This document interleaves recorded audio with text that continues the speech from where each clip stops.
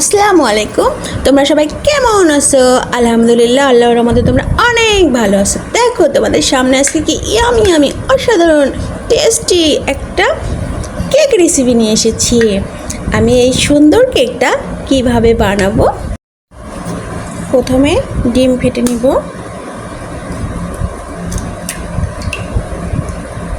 দেখো আমি একটা একটা করে কয়টা ডিম ফেটে নিই।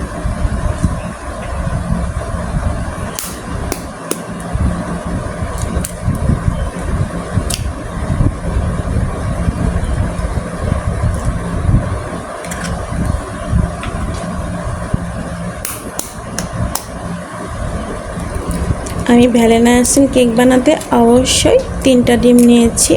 তোমরা এর থেকে বেশি নিতে পারো, কোনো সমস্যা নেই। এখন সুন্দর করে আমি ডিমটা ফেটে নেব।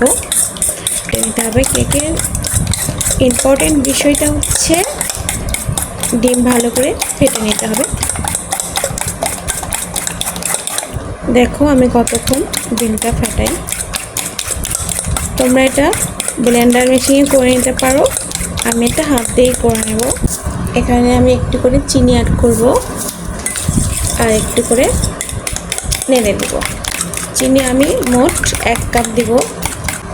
অবশ্যই একটু একটু করে চিনি অ্যাড করতে হবে। চিনিটা ডিমের মধ্যে ভালো করে ফেটে নিতে হবে। যতক্ষণ পর্যন্ত চিনিটা না গলবে ততক্ষণ পর্যন্ত আমি এভাবে ফেটাইতেই থাকবো। যখন ফেনা ফেনা বের হবে তখন বোঝা যাবে ডিমের মধ্যে চিনিটা পারফেক্টভাবে গলে গেছে। বেকিং পাউডার নিব 1 চামচ, চা চামচের 1 চামচ। ইস্ট নিব চা চামচের 1 চামচ।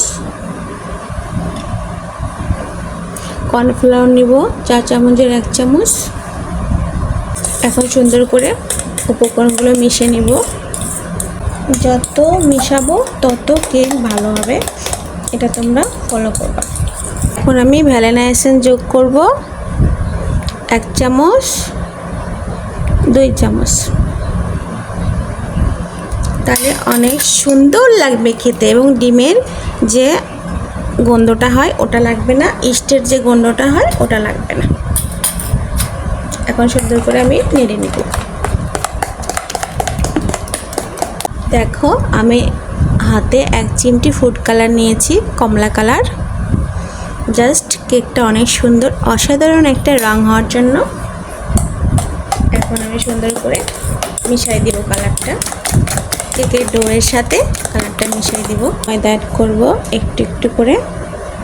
কেক পারফেক্ট কেকের ডো না হওয়া পর্যন্ত আমি ময়দা একটু একটু করে অ্যাড করব, একবারে ঢেলে দেওয়া যাবে না।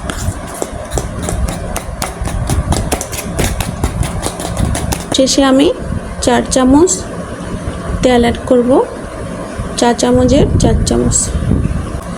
এখন আমি সুন্দর করে নেড়ে নিব তেলটা ডোয়ের ভিতর, কেকের ডোয়ের ভিতর সুন্দর করে এভাবে মিশিয়ে নিব।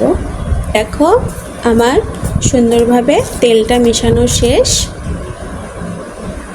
পাস এরকম ডো হতে হবে, বেশি পাতলাও না বেশি ঘনও না।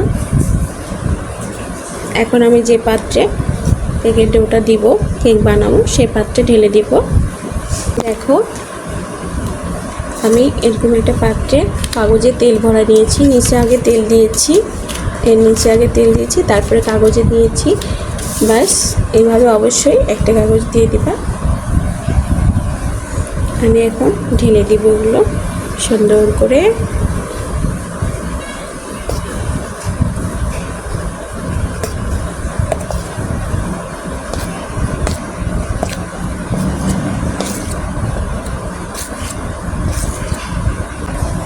দেখো আমার এটা দেওয়া হয়ে গেছে। আমি এখন এভাবে চারিদিকে যত ছড়াই যায়। এখন আমি এটা সুন্দর করে গ্যাসে দিয়ে দিব। দেখো কেকটা কি সুন্দর ফুলে উঠেছে। এখন তোমাদের দেখো শুধু ফুলেনি, একদম ভেতরে একদম আমাদের কেকটা একদম ফাইন রেডি হয়ে গেছে। দেখো আমি চামচ দিয়ে দিচ্ছি, একদম শুকনা। এখন তোমাদেরকে এটা পরিবেশন করে দেখাবো। দেখো একদম সহজে উঠে আসতেছে, দেখছো? এই দেখো, এখন আমি সুন্দর করে কাগজগুলো খুলে নেব। দেখো আমার কাগজগুলো একদম ছড়ানো, দেখছো কত সুন্দর হয়েছে? দেখো, এখন আমি তোমাদেরকে আমার এই সুন্দর কেকটা কেটে দেখাবো।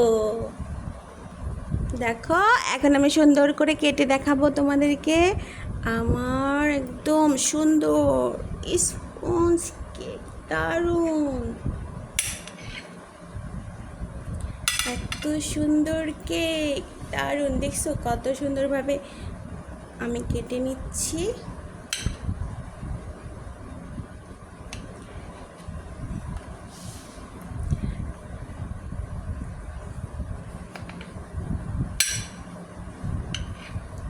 দেখো কত সুন্দর হয়েছে।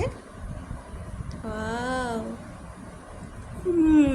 অনেক মজা, একদম দোকানের মতো।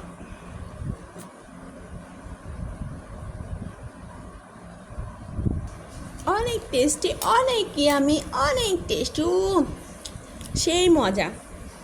তোমরা অবশ্যই আমার মতো করে এভাবে বাসায় বানাবা, দেখবা একদম বেকারি স্টাইলে আমার সুন্দর একটা কেক রেডি হয়ে যাবে তোমাদের। আমার মতো করে তোমরা অবশ্যই বাসায় একবার হলেও ট্রাই করবা।